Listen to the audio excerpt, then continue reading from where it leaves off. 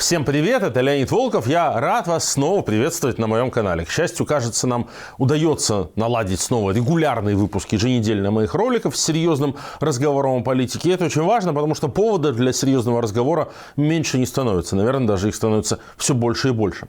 И вот вам еще один. Кадыров и Пригожин. Может ли после Путина стать хуже? Может ли получиться так, что к власти придет головорез типа Кадырова или головорез и убийца типа Пригожина, и это все закончится еще гораздо более кошмарным ужасом, чем тот ужас, который мы переживаем сейчас? Ну, вроде как. Путин делает все, что в его силах, чтобы доказать всему миру, что хуже, чем Путин, быть не может. Это Путин начал кошмарную войну с десятками тысяч жертв. Это Путин уничтожает энергетическую инфраструктуру украинских городов. Это Путин пытается реально уничтожить 40-миллионный украинский народ целиком. Что может быть хуже? И тем не менее, и на Западе, и в России, и среди российской оппозиции находятся люди, которые говорят, ну, Путин, он хотя бы понятный, а вот когда Путина не станет, тогда к власти придет какой-нибудь Пригожин или какой-нибудь Кадыров, и тогда начнется совсем уже ужас. Нет, и еще раз нет. Я сейчас вам объясню, почему это не так. Но вы сначала поставьте мне авансом лайк. И начинаем разговор. Действительно, в последнее время Кадыров, а особенно, пожалуй, Пригожин, очень заметны в медийном поле. Они постоянно устраивают какие-то эскапады, постоянно выдумывают что-то еще более страшное, еще более жестокое. Это война, священная война. Это война священная. Я мечтаю умереть в этой войне. Я умираю, чтобы мои дети умерли в этой войне, священной, Но мы умрем только когда мы вас уничтожим, Но следует ли рассматривать эту пиар-активность как такую заявку на лидерство в России после Путина? Нет, я так не думаю. Я думаю, что смысл у всех вот этих действий Пригожина и Кадырова в публичной сфере несколько иной. Я думаю, что каждый из них прекрасно понимает, что как самостоятельные политические единицы никому из них ничего не светит. Они неизбираемы, они не могут сами консолидировать власть. Я сейчас сказал неизбираемые, и вы, наверное, усмехнулись. Но какие выборы, если мы говорим про свержение власти, про захват власти какой-то бандитской группировкой? Я вам отвечу, самые натуральные.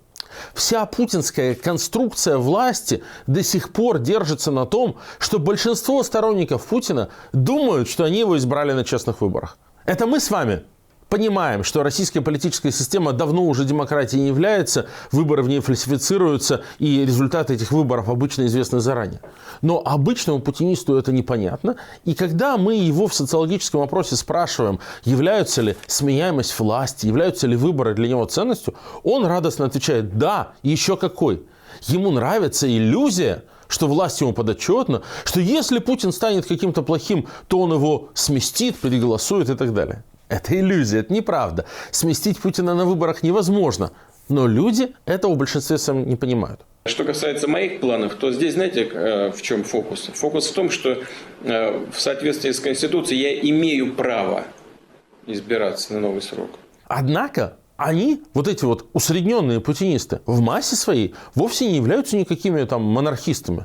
Они не хотят, чтобы Путин правил вечно. Они не хотят, чтобы следующий властитель России был каким-то образом назначен или навязан. Им-то кажется, что вот они Путина выбрали, а потом еще кого-нибудь выберут, а потом еще кого-нибудь. И приход к власти любого какого-то человека, который попытается пройти в обход электоральных процедур, в обход создания хотя бы видимости электоральных процедур, вряд ли в России будет возможен. Но ни Рамзан Кадыров, ни Евгений Пригожин не обладают никакими позициями в нынешней структуре власти и не обладают никакими электоральными перспективами. Рамзан Кадыров – губернатор захолустного и бедного региона. Евгений Пригожин вообще никто. Они не депутаты, не министры, не члены правительства, не члены Совета Безопасности, главной структуры, в которой решаются вопросы, связанные с войной, миром и будущим России. Они никто. Их взаимоотношения с Путиным основаны исключительно на неформальных личных договоренностях, которые обнулятся в тот самый момент, когда Путина не станет. Никто не будет для них вести избирательную кампанию. Никто не будет для них фальсифицировать выборы. Никто не будет за них голосовать. Рамзана Кадырова большинство населения России воспринимает как что-то такое и народное, и страшное. И у него и образ такой максимально пугающий. Ну и все-таки для существенной части избирателей факт того, что вот он чеченец, мусульманин, является важным фактором при потенциальном голосовании. Кадыров прекрасно это, конечно, понимает и прекрасно понимает, что не существует такой реальности, в которой он выиграл бы выборы в России. Пригожина же вообще просто никто не знает. Это мы знаем, это для нас это важная фигура. Мы все понимаем и про ЧВК Вагнера, и про реальную роль Пригожина в современной российской политике.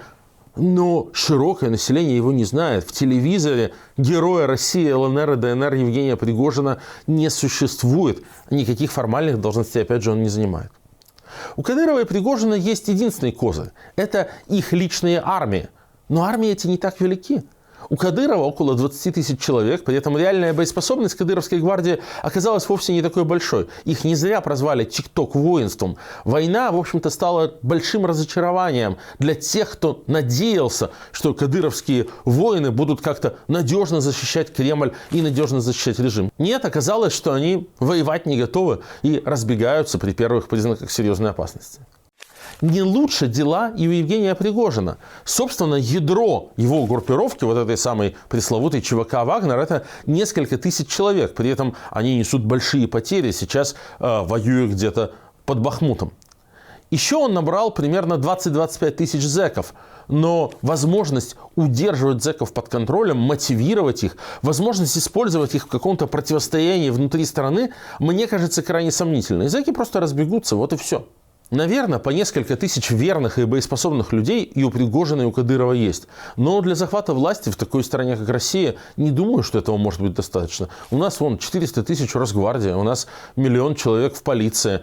А даже если говорить о том, что кадыровские и пригожинские головорезы какие-то особенно отвязанные и ко многому готовы, непонятно, как можно надеяться, что вот этих маленьких групп хватит для того, чтобы, скажем, захватить власть и ее удерживать силовым путем. Ну, а на верность присягать ни Кадырову, ни Пригожину никто не будет. Силовики не пойдут за Кадыровым, потому что к чеченцам еще со времен чеченских войн в среде российских силовиков есть огромный антагонизм. Они не пойдут и за Пригожиным, который был многократно судим за разбой, грабежи, который преступник и для большинства силовиков тоже остается абсолютной парией, персоной нон-грата. Именно это и делает Кадырова и Пригожина такими верными солдатами Путина. У них нет никакого места в постпутинской России. Они никому не будут нужны и ни на что не смогут влиять. Они существуют только пока Путин их, по сути дела, накрывает. И все же оба они вкладывают большие усилия вот в такую публичную пиар-активность. Зачем? Мне, как ни странно, все это кажется хорошим и важным признаком. Я предлагаю вам, друзья, посмотреть на вот эту публичную активность Пригожина и Кадырова как на рекламную кампанию. Я думаю, что оба они, и Кадыров, и Пригожин, будучи опытными политическими животными, знают, чувствуют, что их патрону и покровителю Владимиру Путину осталось немного. И понимая это, крайне обеспокоены своим будущим в постпутинской России.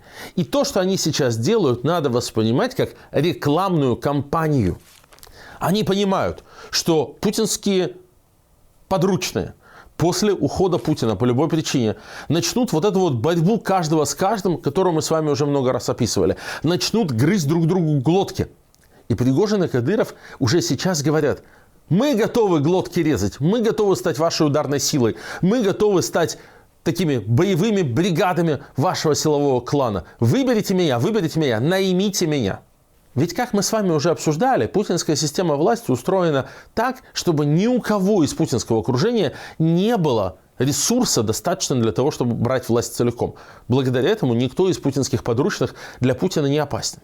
У кого больше денег, у кого больше финансового ресурса, например, Сергей Собянин, у того нет никакого силового ресурса.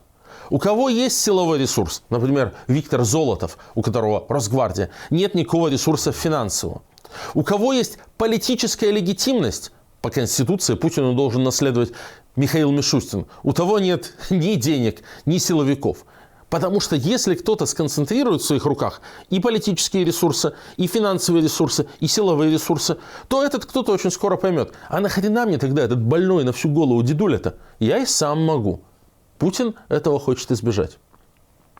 Поэтому и Кадыров, и Пригожин понимают, что Путину осталось очень немного.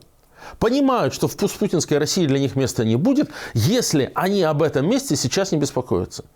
Для этого нужно видео с подрезанием глоток. Для этого нужно на камеру разбивать человеку головой кувалду, чтобы показать: мы готовы к любой жестокости. Только, пожалуйста, не списывайте нас со счетов.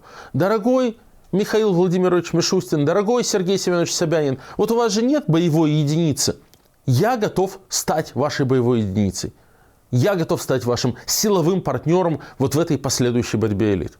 Я думаю, что вся идея кадыровской и пригожинской пиар-активности сейчас заключается именно в этом. И как ни парадоксально, это хороший знак. Если уже такие опытные волки чувствуют, что Путину недолго осталось, значит, действительно что-то там очень сильно неладно в датском королевстве. Но почему Путин тогда не пресекает эту активность? Она ему не может нравиться, ведь это реально раздел такого путинского наследства при еще живом Путине. Дело в том, что для него вся эта пиар-активность Пригожина и Кадырова также крайне выгодна. Пригожин и Кадыров нужны ему как пугалка для Запада прежде всего, но, конечно, и для какой-то части домашней либеральной аудитории. Может быть хуже, чем при мне. Договаривайтесь со мной, иначе будете иметь дело с этими головорезами. Я уверен, что через каких-то своих эмиссаров на Западе Путин пробрасывает такие идеи.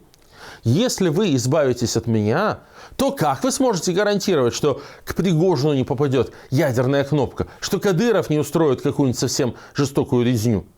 И на это, я думаю, многие западные партнеры вполне ведутся. Я вижу, что какие-то вполне себе серьезные аналитики даже сейчас, осенью 2022 года, после всех неисчислимых зверств и преступлений путинского режима в Украине, продолжают писать: нет, нам надо с Путиным все равно как-то договариваться, потому что без Путина может оказаться еще хуже. Вот ровно для этого Путину Пригожин с Кадыровым сейчас и нужны. Это обманка, на нее вестись не надо, Пригожин с Кадыровым бояться не надо, надо трезво оценивать их силы. Они крайне невелики. Их влияние, оно минимально. Да, наверное, они смогут продать услуги своих силовых структур для какой-то постпутинской борьбы за власть. Но насколько эти услуги окажутся эффективными, мне не кажется очевидным. Потому что эти силовые структуры невелики и слабо мотивированы. Я думаю, что без Путина, без вертикали власти над ними, и кадыровские бандиты, и пригожинские языки просто очень быстро разбегутся. И никакой серьезной роли в постпутинском обустройстве России, я думаю, они сыграть не смогут. Как всегда, приглашаю вас поставить лайк, подписаться на этот канал, поспорить со мной в комментариях или поделиться этим видео, если оно показалось вам ценным и интересным. Не поддавайтесь на пропаганду, не поддавайтесь на пиаровские ужимки жуликов, которые хотят вас запугать. Не надо ничего бояться. Постпутинская Россия будет лучше, чем путинская, потому что в ней не будет Путина. И это самое главное сейчас. Свободу Алексею Навальному, долой Владимира Путина, нет войне и до встречи в новых выпусках моей передачи. Пока.